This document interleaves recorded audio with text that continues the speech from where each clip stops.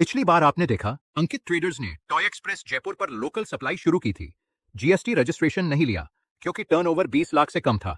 Supply सिर्फ राजस्थान में थी और एनरोलमेंट नंबर ले लिया गया था।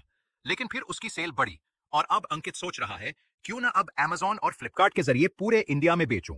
All India orders, Mumbai, Bangalore, Delhi तक।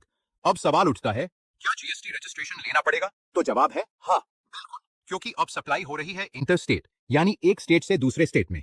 जीएसटी एक्ट के सेक्शन 24 के मुताबिक अगर कोई व्यक्ति इंटरस्टेट सप्लाई करता है तो उसे रजिस्ट्रेशन लेना अनिवार्य है, भले ही टर्नओवर कितना भी कम हो।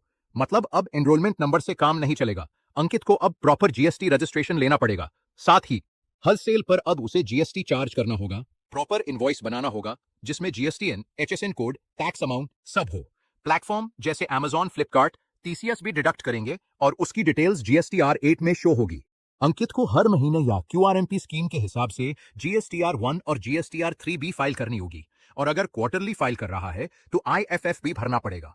लेकिन डरने की बात नहीं, जीएसटी रजिस्ट्रेशन लेने के बाद उसकी ब्रांड वैल्यू बढ़ेगी, उसका कस्टमर बेस पूरे इंडिया में फैलेगा और बड़ी मार्केट में खेलने का मौका मिलेगा।